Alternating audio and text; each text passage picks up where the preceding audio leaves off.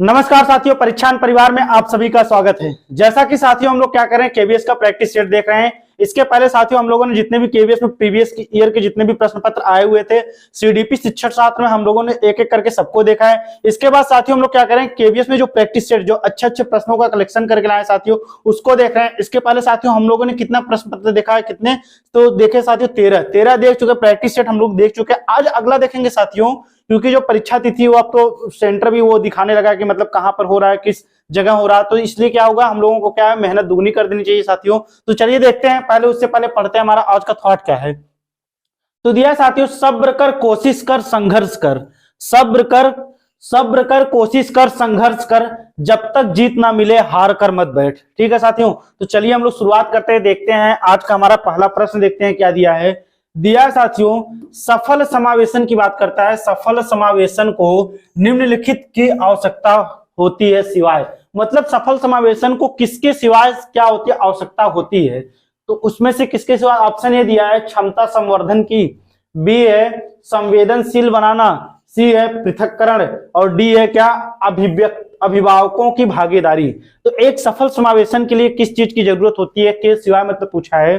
तो सफल समावेशन तभी माना जाएगा साथियों क्षमता संवर्धन, क्षमता जब विद्यार्थी क्या रहेगा उसमें हर चीज विद्यार्थी एक्टिव रहेगा, उसको उस चीज को देखा जाएगा। इसके बाद उनको संवेदनशील बनाना, बिल्कुल साथियों सीखने के लिए ऐसा वातावरण पर्यावरण का निर्माण करना जिसमें क्या हो विद्यार्थी आसानी से एकदम मुक्त वातावरण में कोई भी चीज सीख सके, ये भी सही है। अभिभावकों की भागीदारी भी उनके क्या होती है उसमें शामिल होती है। सफल समावेशन में अभिभावकों की जो भागीदारी होती है वो भी क्या होती है उसमें शामिल होती है। के सिवाय पूछा है तो पृथक्करण हमारा नहीं होगा साथियों, जैसा कि पृथक्करण मतलब क्या होता है अलगाव करना। तो हमें सफल समावेशन में बच्चे को किसी चीज से अलगाव नहीं करना साथियों। हमारा जो सी ऑप्शन दिया है पृथक्करण वही क्या होगा यहाँ पर सही होगा। बाकी क्षमता संवर्धन, संवेदनशील बनाना, अभिभावकों की भागीदारी सफल समावेशन में क्या करती है, योगदान देती है। बढ़ते अगला प्रश्न देखते हैं। दिया है पियाजे का सिद्धांत दूसरों से किस मामले में अलग है। पियाजे का सिद्धांत दूसरों से किस मामले में अलग है या भिन्न है। ऑप्शन है यह सभी शिक्षार्थियों से है, बी है यह जानकारी या विशिष्ट व्यवहार सीखने पर ध्यान देता है, तीसरा है यह व्यवहार अवधारणाओं विचारों आदि की संख्या और जटिलता में क्रमिक वृद्धि का प्रस्ताव करता है, और चौथा ऑप्शन क्या है यह शिक्षण के बजाय विकास पर केंद्रित है। तो जिन पियाजे ने क्या बताया साथियों उसको एक बार देख लेते हैं कि क्या यह सभी शिक्षार्थियों से है। तो सभी शिक्षार्थियों से ये बातें क्या है, नहीं साथियों।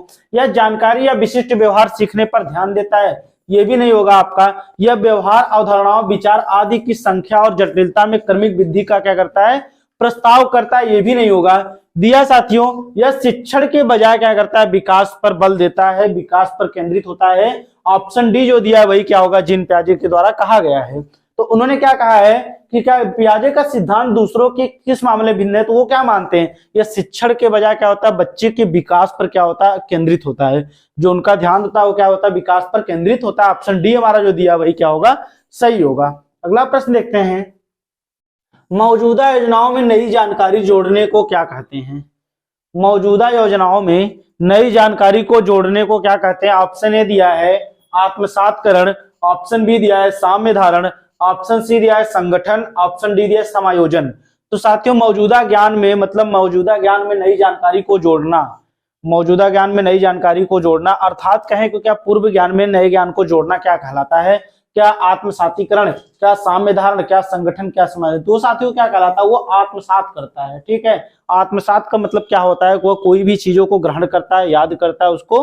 ठीक है, यही चीज हमारा क्या कहलाता है, नई जानकारी में जोड़ने क्या कहते हैं, मौजूदा ज्ञान मौजूदा योजनाओं में नई जानकारी को जोड़ने को क्या कहते हैं हम, आत्मसातीकरण या आत्मसातकरण कहते हैं। ऑप्शन ए हमारा जो दिया वही क्या होगा यहाँ पर सही होगा।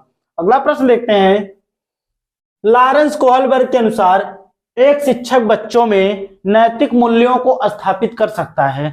लॉरेंस कोहलबर्ग के अनुसार एक शिक्षक बच्चों में नैतिक मूल्यों को स्थापित कर सकता है। ऑप्शन है नैतिक मूल्यों पर चर्चा में बच्चे को शामिल करना, बी है स्पष्ट आचरण नियम बताते हुए, सी है उन्हें दंडित करना, और डी है क्या बच्चों को धार्मिक कहानियां सुनाना।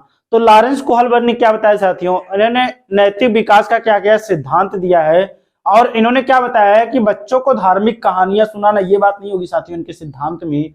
एक शिक्षक के मूल्यों को स्थापित दंड देना नहीं होगा। आचरण नियमित, बल्कि क्या होगा, उनको नैतिक मूल्यों पर, नैतिक चर्चाओं, नैतिक मूल्यों में चर्चा में शामिल, नैतिक मूल्यों पर चर्चाओं को शामिल करने का अवसर देना चाहिए साथियों, उसको शामिल करना चाहिए। नई नई चीजें, जो चीजें शामिल होती है, बच्चा अपने समाज से जो चीज सीखता है, नैतिकता जो सीखता है, उसको शामिल करके क्या होना, चर्चा पर चर्चा करनी चाहिए। ऑप्शन हमारा ए जो दिया है वही क्या होगा, सही होगा। अगला प्रश्न देखते हैं, सीखने के लिए आकलन निम्नलिखित का ध्यान रखना है सिवाय, मतलब पूछता है साथियों, सीखने के लिए आकलन निम्नलिखित का ध्यान रखना है के सिवाय, मतलब किसके सिवाय सीखने के लिए आकलन का ध्यान रखना है। ऑप्शन ए है विद्यार्थियों की अधिगम शैलियों का, बी है विद्यार्थियों की क्षमताओं का, सी है विद्यार्थियों की आवश्यकताओं का, और डी है क्या, विद्यार्थियों की त्रुटियों का। तो सीखने के लिए आकलन निम्नलिखित में से किसका ध्यान रखता है सिवाय साथियों, तो ऑप्शन क्या है, विद्यार्थियों की त्रुटियों का ध्यान रखा जाता है, इसके बाद उनकी आवश्यकताओं का भी ध्यान रखा जाता है, और उनकी जो अधिगम शैलियां होती हैं, जिसके माध्यम से क्या करते हैं, कोई भी चीज सीखते हैं, भिन्न भिन्न प्रकार के माध्यम, अधिगम शैलियां, अधिगम विधियां, शिक्षण विधियों के माध्यम, शिक्षण सूत्रों के माध्यम से वो क्या करते हैं, सीखते हैं। तो ये सब चीजें शामिल, लेकिन बात करता है के सिवाय, तो हमारा क्या होगा, ऑप्शन बी जो दिया है, विद्यार्थियों की क्षमताएं, विद्यार्थियों की क्षमताएं जो होती हैं, इससे क्या होता है, उसमें कोई आकलन का कोई प्रभाव नहीं पड़ता है, सीखने के आकलन की एक उत्तरदायी नहीं होता है क्या, हमारा विद्यार्थियों की जो उनकी क्षमता होती है। ऑप्शन बी हमारा जो दिया है वही क्या होगा, सही होगा। बढ़ते अगला प्रश्न देखते हैं, वाइगोस्की के संज्ञानात्मक विकास के सिद्धांत की आधारशिला यह है कि समाज और संस्कृति विकास को बढ़ावा देने में महत्वपूर्ण भूमिका निभाते हैं, इसे किस प्रकार का दृष्टिकोण माना जाता है। देख लेते हैं, ऑप्शन ए दिया है एक स्वायत्त सीखने का परिप्रेक्ष्य, बी है एक सामाजिक सांस्कृतिक परिप्रेक्ष्य, सी है एक सरलमती मनोविज्ञान परिप्रेक्ष्य, और डी है एक भाषाई परिप्रेक्ष्य।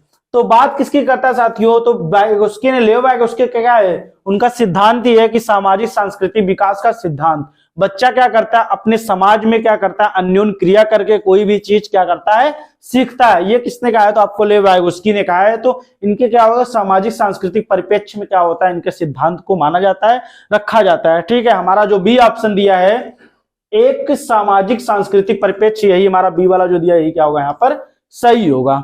अगला प्रश्न देखते हैं, शारीरिक गतिक बुद्धि रखने वाले बच्चे की अंतिम अवस्था निम्न में से कौन सी हो सकती है।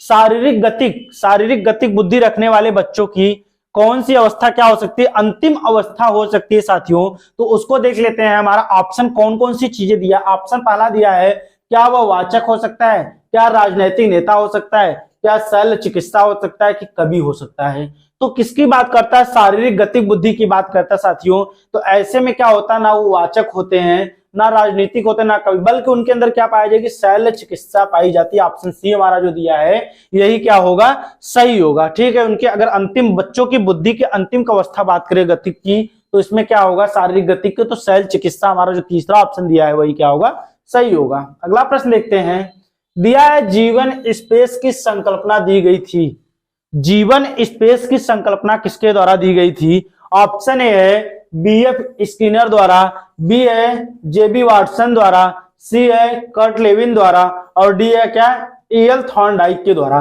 तो बात किसकी करता है साथियों, जीवन स्पेस की। तो जीवन स्पेस की संकल्पना किसने दी है साथियों, तो ये किसने दी, आपके बीएफ स्किनर ने नहीं, वाटसन भी नहीं, थॉर्नडाइक, बल्कि किसने दी, कर्ट लेविन ने क्या दिया है, जीवन स्पेस की संरचना दी है। ऑप्शन सी हमारा जो दिया है वही क्या होगा यहाँ पर सही होगा, कर्ट लेविन।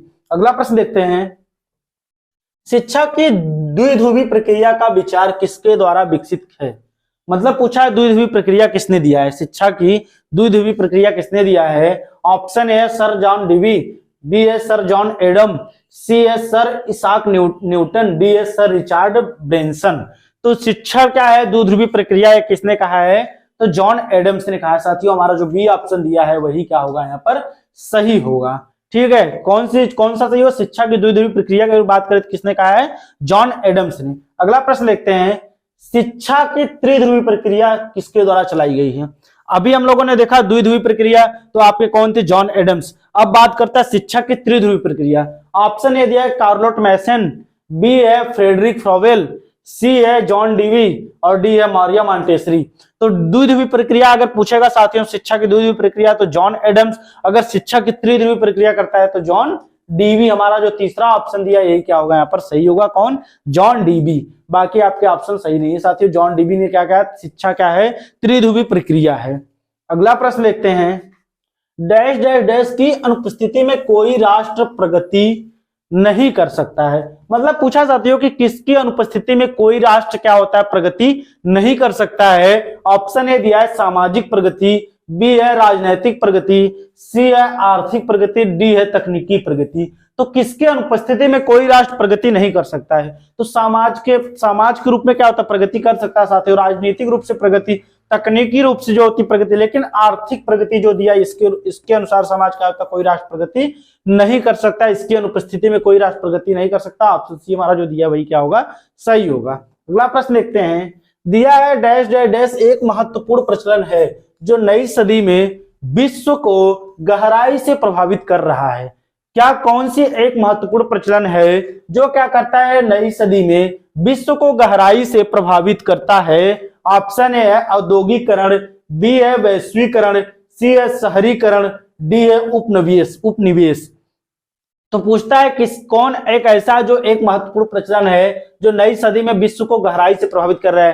क्या आपका औद्योगिकरण है, क्या वैश्वीकरण है, क्या शहरीकरण, क्या उपनिवेश। तो जो साथियों महत्वपूर्ण प्रचलन को नई सदी में विश्व को गहराई में प्रभावित कर रहा होगा आपका कौन सा है, वैश्वीकरण। हमारा जो बी ऑप्शन दिया है वही क्या होगा यहाँ पर सही होगा, क्या, वैश्वीकरण। अगला प्रश्न देखते हैं, अध्ययन की विधि पहचानिए जो एक प्राकृतिक व्यवस्थापन में एक उभरती या महसूस की गई समस्या को सुलझाने के लिए की जा रही है, वास्तविक जीवन की गतिविधियों से संबंधित है। पूछता है साथियों, अध्ययन की उस विधि को पहचानिए जो एक प्राकृतिक व्यवस्थापन में एक उभरती या महसूस की गई समस्या को सुलझाने के लिए की जा रही वास्तविक जीवन की गतिविधियों से उसको जोड़ा जाता है। कौन सी विधि होती है, क्या नियम कार्य विधि होती है, क्या समूह चर्चा विधि होती है, क्या मूल्यांकन विधि की परियोजना विधि। तो आप प्रश्न को एक बार देख लेते हैं, अध्ययन की वह विधि पहचानिए जो प्राकृतिक व्यवस्थापन में एक उभरती या महसूस की गई समस्या को सुलझाने के लिए की जा रही है, वास्तविक जीवन मतलब कोई भी समस्या है उसको सुलझाने के लिए की जा रही है अपने वास्तविक जीवन से जोड़कर। तो क्या वह नियम कार्य होगा, नहीं साथियों। समूह चर्चा होगी, समूह चर्चा की बात नहीं होगी, समूह में चर्चा ऐसी कोई बात नहीं है। मूल्यांकन की बात, बल्कि इसमें क्या हो रहा है, एक परियोजना बनाई जा रही, परियोजना के जो उसमें समस्याएं उत्पन्न हो रही है उसको सुलझाने के लिए क्या किया जा रहा है, कार्य किया जा रहा है। तो हमारा डी ऑप्शन जो दिया परियोजना वही क्या होगा यहाँ पर सही होगा। अगला प्रश्न देखते हैं, दिया है डैश डैश अधिक खुला और विद्यालय जाने से अध्ययन समावेश है। मतलब क्या, किसके अध्ययन से, क्या अध्ययन, क्या पढ़ना, शिक्षा की प्रशिक्षण, किसके अधिक खुला और विद्यालय जाने से अधिक समावेश है। ऑप्शन ए अध्ययन, बी है पढ़ना, सी है शिक्षा और डी है क्या, प्रशिक्षण। तो किसके पूछा है कि अधिक खुला और विद्यालय जाने से अधिक समावेश होता है, क्या अध्ययन के, क्या पढ़ना के, क्या शिक्षा, क्या प्रशिक्षण। नहीं साथियों, ये किसके द्वारा होता है, तो अध्ययन के द्वारा ये होता है। ठीक है, हमारा जो पहला ऑप्शन दिया वही क्या होगा यहाँ पर सही होगा।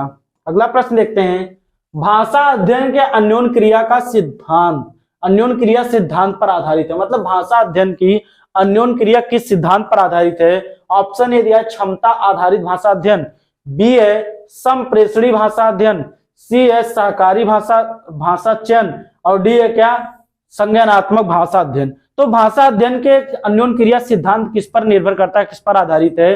तो क्या वह क्षमता पर, संप्रेषण पर, सहकारी पर, संज्ञानात्मक पर। तो क्या करता है, भाषा अध्ययन का मतलब क्या होता है, एक दूसरे से वार्तालाप करना, बातचीत करना। इसमें क्या होगा, हमारा संप्रेषणी जो होगा साथियों, यही ऑप्शन बी जो दिया है वही क्या होगा यहाँ पर सही होगा। क्या होगा, संप्रेषणी भाषा अध्ययन अन्योन क्रिया सिद्धांत पर आधारित है। अब चलिए देखते हैं, ऑप्शन बी हमारा सही है इसमें। अगला प्रश्न देखते हैं, निम्नलिखित में से कौन से कारक बालक की वृद्धि और विकास को प्रभावित कर सकते हैं। निम्नलिखित में से कौन से कारक बालक की वृद्धि और विकास को प्रभावित कर सकते हैं। ऑप्शन ए दिया है आनुवंशिकता, बी दिया है बुद्धिमत्ता, सी दिया है सामाजिक प्रकृति और डी दिया है उपयुक्त सभी। तो इसमें अगर बच्चे की बात कर सकते हैं वृद्धि और विकास में, तो आनुवंशिकता साथियों प्रभावित करती है। आनुवंशिकता के साथ साथ जितना आनुवंशिकता का प्रभाव पड़ता है उतना उसके वातावरण का प्रभाव पड़ता है, उतना ही क्या करता है बुद्धिमत्ता। बुद्धिमत्ता में क्या होता है साथियों, आनुवंशिकता वातावरण का उतना ही प्रभाव पड़ता है बच्चे की वृद्धि और विकास में। बाकी उसकी जो सामाजिक गतिविधियां होती है, सामाजिक प्रकृति होती है, ये भी क्या होता है, इस पर प्रभाव पड़ता है। ठीक है साथियों, तो हमारा जब तीनों ऑप्शन सही होगा तो हमारा चौथा ऑप्शन डी दिया, यही क्या होगा यहाँ पर सही होगा, उपयुक्त सभी वाला, यही वाला ऑप्शन क्या होगा यहाँ पर सही होगा। अगला प्रश्न देखते हैं, दिया है निम्नलिखित में से कौन सा संज्ञानात्मक डोमेन के अंतर्गत नहीं आता है। नहीं वाले को आप अच्छे से प्रश्न को सॉल्व करेंगे।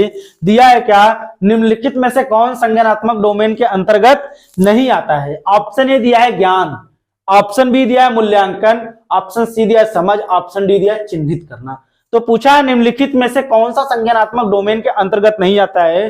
तो साथियों ज्ञान, बोध, ये सब चीजें क्या होती है, समझ, मूल्यांकन, विश्लेषण, संश्लेषण, ये सब क्या आते हैं, ब्लूम की टेक्सोनॉमी जो इन्होंने ज्ञानात्मक, भावात्मक, क्रियात्मक उद्देश्य बताए हैं, ये सब चीजें शामिल है साथियों। लेकिन क्या होता है, हमारा चिन्हित करना की कोई बात नहीं की गई है।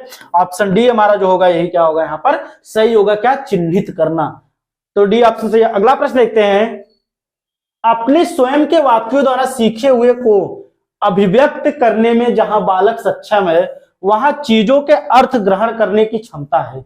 मतलब अपने स्वयं के वाक्यों द्वारा सीखे हुए को अभिव्यक्त करने में जहां बालक सक्षम वहां चीजों के अर्थ ग्रहण करने की क्षमता क्या होती है। क्या अनुप्रयोग होता है, क्या समझ या बोध होता है, क्या विश्लेषण होता है, क्या संश्लेषण होता है। तो प्रश्न को एक बार अच्छे से पढ़िए साथियों।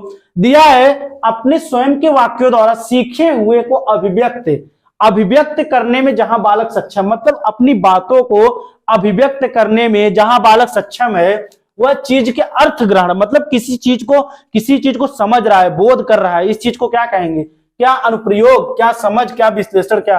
तो साथियों अनुप्रयोग नहीं होगा, विश्लेषण नहीं होगा, क्योंकि वो क्या कर रहा है, कोई भी चीज को अभिव्यक्त करने के लिए उसको समझ रहा है, उस पर बोध कर रहा है। समझ या बोध दोनों क्या होंगे साथियों, सही होंगे।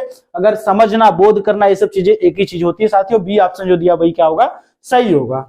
अगला प्रश्न देखते हैं, एक व्यवसायिक कौशल को सिखाने की प्रभावशाली विधि पहचानिए। मतलब एक व्यवसायिक कौशल को सिखाने की प्रभावी विधि कौन सी होती है उसको देखिए। ऑप्शन ए दिया है समूह चर्चा विधि, बी है शिक्षात्मक विधि, सी है प्रदर्शन विधि, डी है विश्लेषणात्मक विधि। तो एक व्यवसायिक की अगर बात करता है कौशल को सिखाने के लिए प्रभावशाली विधि कौन सी मानी जाती है, क्या समूह चर्चा विधि मानी जाती है। बात करता है किसके परिप्रेक्ष्य में, व्यवसायिक कौशल के परिप्रेक्ष्य में। प्रश्न को ध्यान से पढ़िएगा साथियों।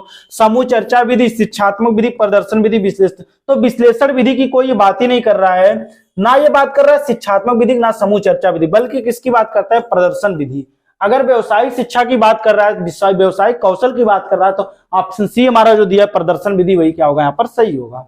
अगला प्रश्न देखते हैं, अध्ययन स्रोतों का संगठन शिक्षक द्वारा किया जाना उसे सफलतापूर्वक उद्देश्यों को प्राप्त करने में मदद करता है। वह कथन पहचानिए जो अध्ययन स्रोतों के संगठित किए जाने से संबंधित नहीं है साथियों। इसको एक बार देख लेते हैं क्या दिया इसमें, कि अध्ययन स्रोतों का संगठन शिक्षक द्वारा किया जाना उसे सफलतापूर्वक उद्देश्यों को प्राप्त करने में मदद करता है। वह कथन पहचानिए जो अध्ययन स्रोतों के संगठित किए जाने से संबंधित नहीं है।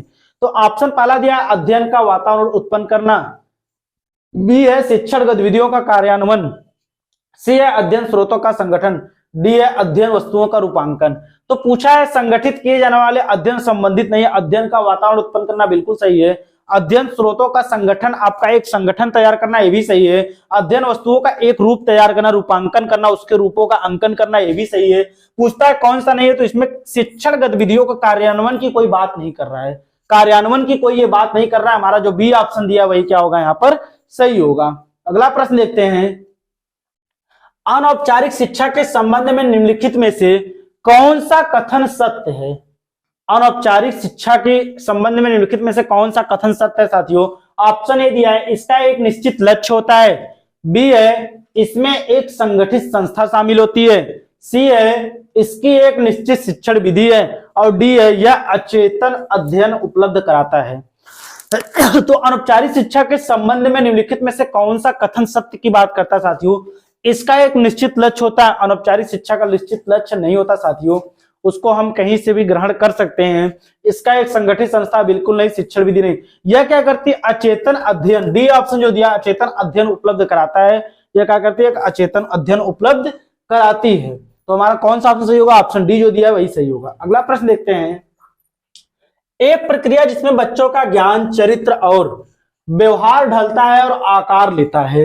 एक प्रक्रिया कौन सी होती है जिसमें बच्चों का ज्ञान, चरित्र और व्यवहार ढलता है और आकार लेता है, वह कौन सी प्रक्रिया कहलाती है?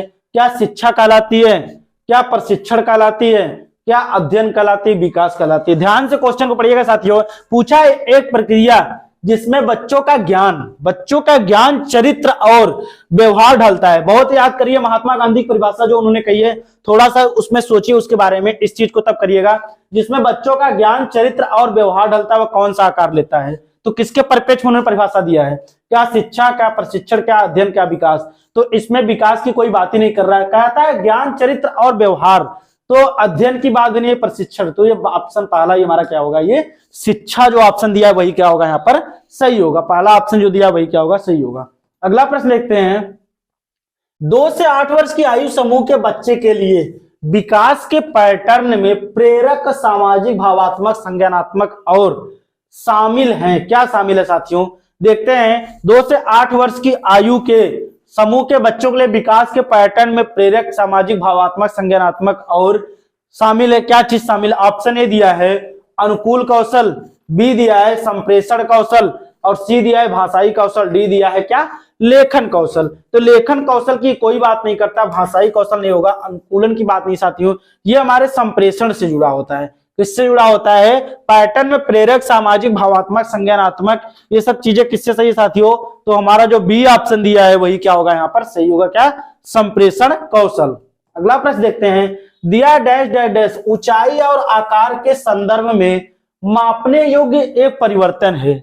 ऊंचाई और आकार के संदर्भ में मापने योग्य एक क्या है, परिवर्तन है। ऑप्शन ए है क्या वृद्धि होती है, क्या परिपक्वता होता है, क्या विकास होता है, क्या उपयुक्त सभी?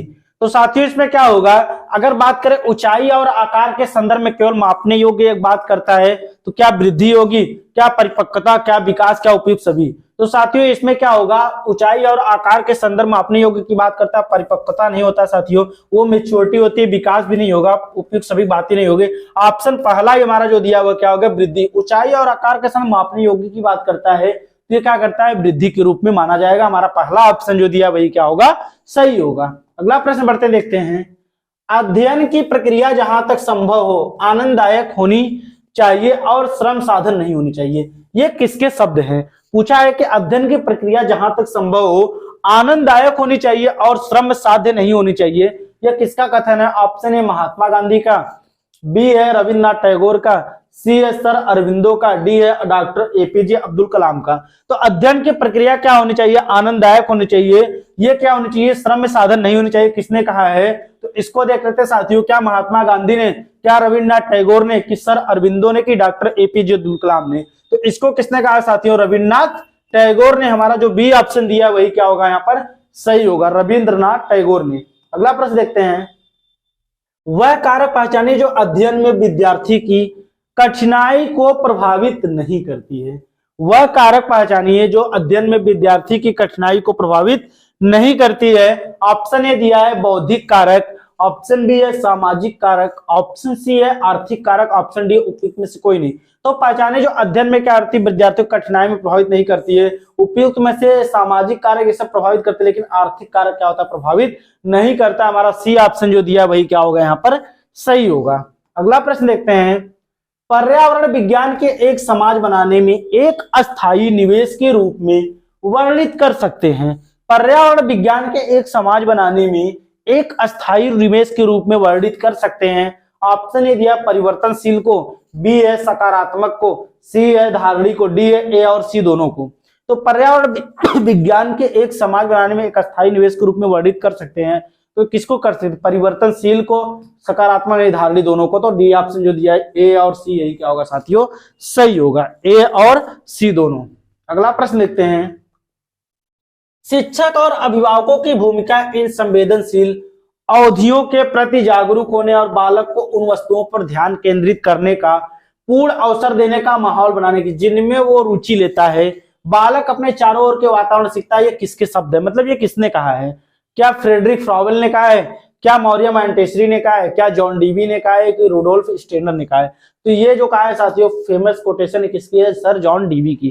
किसने कहा है? तो जॉन डीवी। हमारा जो सी ऑप्शन दिया वही क्या होगा? सही होगा। अगला प्रश्न देखते हैं। आज शिक्षा में अत्यधिक शक्तिशाली आंदोलन की ओर है। मतलब आज शिक्षा में अत्यधिक शक्तिशाली आंदोलन की ओर है। ऑप्शन ए दिया है, क्या सहकारी अध्ययन है, क्या सक्रिय अध्ययन है, कि दृष्टांत अध्ययन है, कि प्रदर्शनी अध्ययन है? तो आज शिक्षा में अत्यधिक शक्तिशाली आंदोलन की ओर कौन सी चीजें हैं? तो सहकारी अध्ययन नहीं साथियों, सक्रिय अध्ययन नहीं, दृष्टांत ये प्रदर्शनी, बल्कि कौन है साथियों? दृष्टांत अध्ययन। हमारा जो तीसरा वाला दिया वही क्या होगा यहाँ पर? सही होगा। कौन सा अध्ययन? दृष्टांत अध्ययन। देखते हैं लास्ट प्रश्न, देखते हैं क्या दिया है। डैश डैश डैश के अनुसार नवजात अपने पर्यावरण के साथ पूर्णतः प्रतिक्रियात्मक व्यवहार करता है। मतलब पूछा है कि बच्चा जो होता है, नवजात शिशु होता है, अपने पर्यावरण के साथ पूर्णतः प्रतिक्रियात्मक व्यवहार करता है, प्रतिक्रिया के माध्यम सीखता है। ऑप्शन ए क्या बंडूरा का है, क्या एरिक्सन का है, क्या जीन पियाजे का है, कि विलियम वुडवर्थ का है? तो के अनुसार अगर बच्चा की बात करता है साथियों, पर्यावरण के साथ पूर्णतः प्रतिक्रियात्मक व्यवहार करके सीखता है, तो ये फेमस कोटेशन किसकी है? तो जीन पियाजे। हमारा जो तीसरा ऑप्शन दिया यही क्या होगा यहाँ पर? सही होगा। तीसरा ऑप्शन क्या दिया हमारा? जीन पियाजे। तो ये थे साथियों 30 प्रश्न जो आपके क्या हुए? कंप्लीट हुए। ठीक है, तो आप अगर हमारे चैनल को सब्सक्राइब नहीं किए साथियों, तो आप हमारे चैनल को सबसे पहले सब्सक्राइब कर लीजिए। इसके बाद क्या किए? लाइक कीजिए वीडियो को, कमेंट कीजिए, और सबसे बड़ी चीज आप लोग वीडियो को ज्यादा से ज्यादा शेयर करें। ठीक है साथियों, आपको कोई भी डाउट हो तो आप कमेंट सेक्शन में उस चीज को पूछ सकते हैं। तो साथियों हमारा साथ देने के लिए आप सभी का बहुत बहुत धन्यवाद।